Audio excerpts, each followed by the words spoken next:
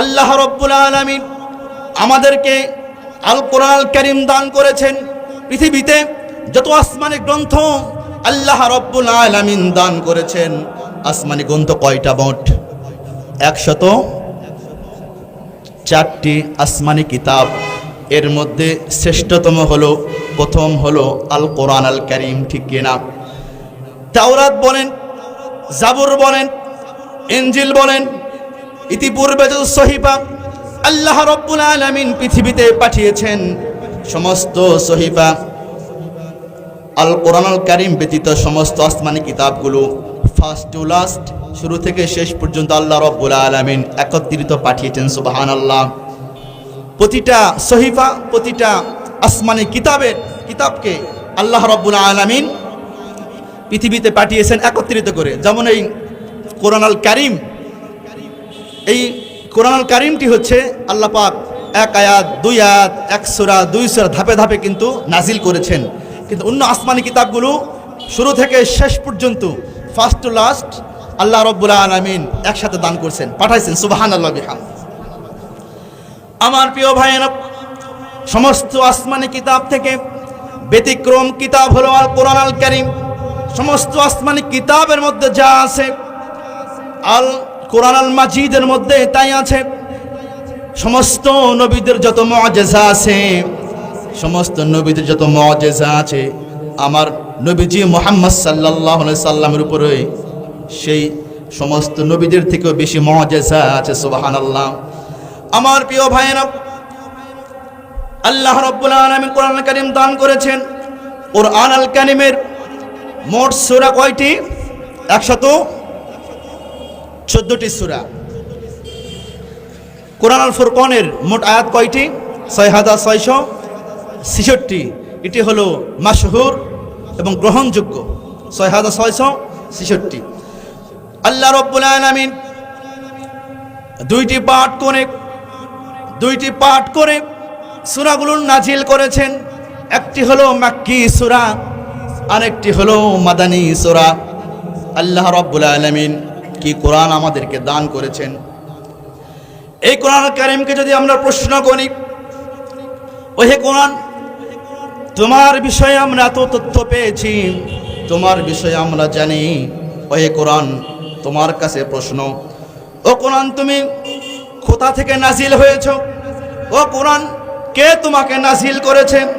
কোরআন নিজেই তার জবাব দিচ্ছেন। কোরআন নিজেই বলতেছেন, সূরা হিজর, কোরআন আল কারীমের 15 নম্বর সূরা, সূরা হিজরের 9 নম্বর আয়াত। কোরআন আল কারীম নিজেই বলছেন, যাদের মুখস্থ আছে ঠোঁট মিলিয়ে আমার সঙ্গে পড়ুন। কোরআন আল কারীম বলছে, ইন্না নাহনু নাযালনা যিকরা ওয়া ইন্না লাহু লাহাফিজুন। নিশ্চয় আমি আল্লাহ তাআলা নিজেই এই কোরআনকে নাজিল করেছি। সুবহানাল্লাহ। আমি রব্বুল আলামিন, আমি আল্লাহ নিজেই এই কোরআনকে নাজিল করেছি। আমি আল্লাহ নিজেই কোরআনকে পৃথিবীতে পাঠাইছি। তাহলে কোরআন, তুমি যে পৃথিবীতে আগমন করলে, তোমাকে হেফাজত কে করবে? আল কোরআন কারীম নিজেই তার জবাব দিচ্ছে, আমি কোরআন, আমাকে কে হেফাজত করবে? এই কোরআন কারীম নিজেই বলছেন, ওয়া ইন্না লাহু লাহাফিজুন। আমি কোরআন, আমাকে হেফাজত করবে আমার আল্লাহ। আল্লাহু আকবার। কোরআন কারীম কে হেফাজত করবে? আল্লাহ রাব্বুল আলামিন। আমার প্রিয় ভাইয়েরা, অন্য আয়াতের মধ্যে পাওয়া যায় কোরআন আল কারীম তিনি আবার জবাব দিচ্ছেন, যাদের মুখস্থ আছে ঠোঁট মিলিয়ে আমার সঙ্গে পড়ুন, তানজিলাম মিম্মান খালাকাল আরদা ওয়াস সামাওয়াতিল উলা। আল্লাহু আকবার। এ কোরআন নাজিল করেছেন যিনি, তিনি সুউচ্চ আকাশ আর জমিন যিনি সৃষ্টি করেছেন, সুউচ্চ আকাশ আর জমিন যিনি সৃষ্টি করেছেন, সে আল্লাহ রব্বুল আলামিন। আমি কোরআন আমাকে নাজিল করে দিয়েছে। সুবহানাল্লাহ। এই কোরআন নাজিল করেছেন কে? আল্লাহ রব্বুল আলামিন। আমার প্রিয় ভাইয়েরা, আমরা যদি কোরআন আল কারিমের মধ্যে আবার প্রশ্ন করি, ও কোরআন, এ কোরআন, তুমি এই পৃথিবীতে আগমন করেছো, আল্লাহ রব্বুল আলামিন তোমাকে পৃথিবীতে পাঠিয়েছে, আল্লাহ রব্বুল আলামিন তোমাকে হেফাজত করেছে। ও কোরআন, তুমি এই পৃথিবীতে আসার পূর্বে তুমি কোথায় ছিলা? জানতে চাই কোরআন, পৃথিবীতে আসার পূর্বে তুমি কোথায় ছিলা? কোরআন আল কারিম নিজেই তার জবাব দিচ্ছে। কোরআন আল কারিম বলছে, আমার প্রিয় ভাইরা, সূরা বুরুজের শেষের দিকে কোরআন আল কারিম নিজেই বলছেন, বাল হুয়া কুরআনুম মাজিদুম ফি লাউহিম মাহফুজ। আল্লাহু আকবার। আমার প্রিয় ভাইরা, কোরআন বলছে বরং এটি মহামান্বিত কোরআন, এটি সুনক্ষ ফলকে এটি সংরক্ষণ হয়েছে। আমি কোরআন, আমি ছিলাম লৌহে মাহফুজে, আমি লৌহে মাহফুজে আমি ছিলাম। সুবহানাল্লাহ। এই কোরআন সংরক্ষণের দায়িত্ব কে নিয়েছেন? আল্লাহ রব্বুল আলামিন নিয়েছেন।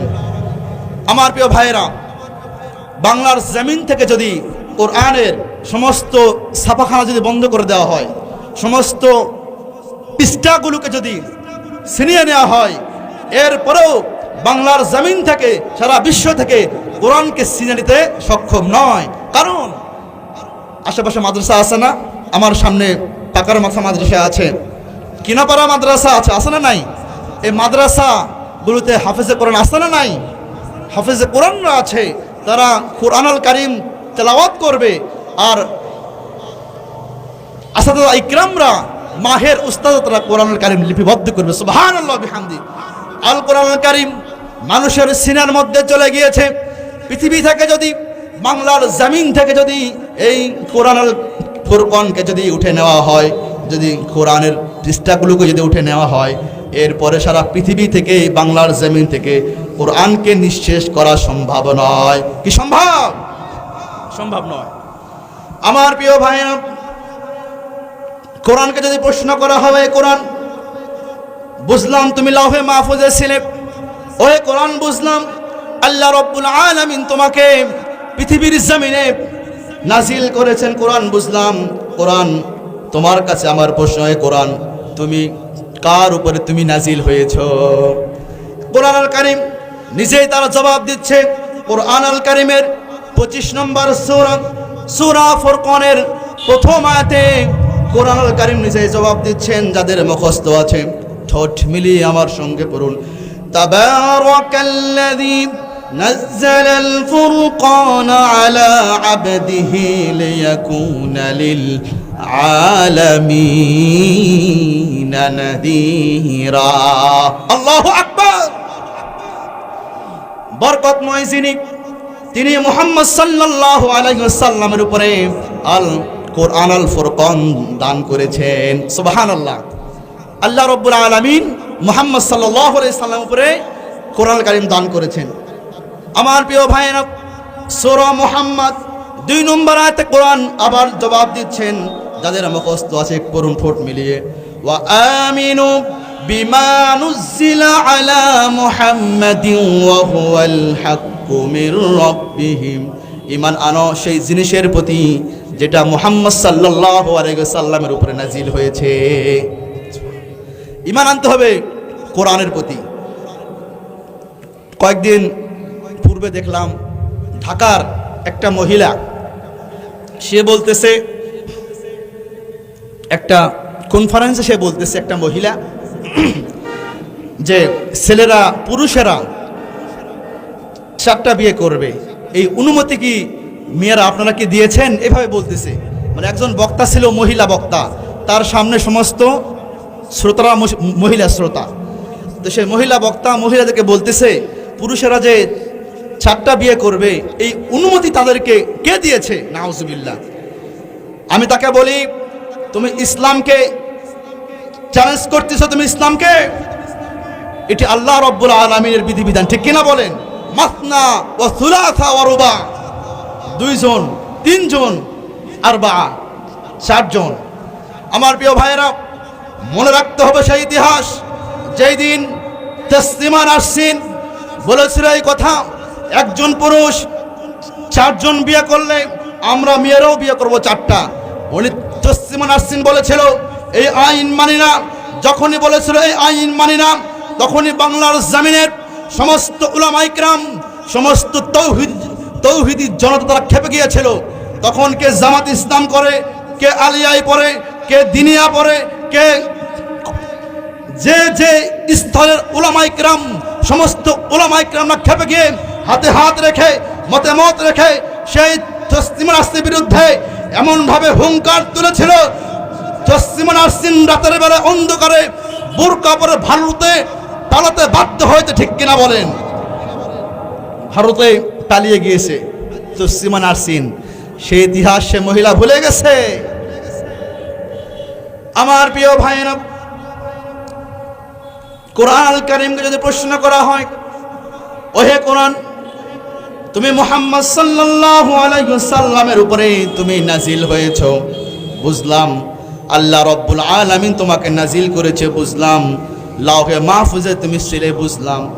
কিন্তু হে কোরআন, তুমি কোন মাসে পৃথিবীতে আগমন করেছো? প্রথম যে তুমি পৃথিবীতে এসেছো কোন মাসে এসেছো? কোরআন আল কারীম নিজেই তার জবাব দিচ্ছে। কোরআন আল কারীমের 2 নম্বর সূরা, সূরা আল বাকারার 185 নম্বর আয়াতে আল্লাহ রাব্বুল আলামিন বলছেন, কোরআন আল কারীম নিজেই জবাব দিচ্ছেন। যাদের মুখস্থ আছে সোনালী আয়াতটি ঠোঁট মিলিয়ে আমার সঙ্গে পড়ুন, শাহরু রমাদানাল্লাযী উনজিলা ফীহিল কুরআন। আল্লাহু আকবার। কোরআন আমাকে নাজিল করেছে, আমি পৃথিবীতে প্রথম এসেছি রমাদানুল মুবারক মাসে। সুবহানাল্লাহ। আচ্ছা, আল কোরআন আল কারীম রমাদানুল মুবারক মাসে আসার কারণে কোরআন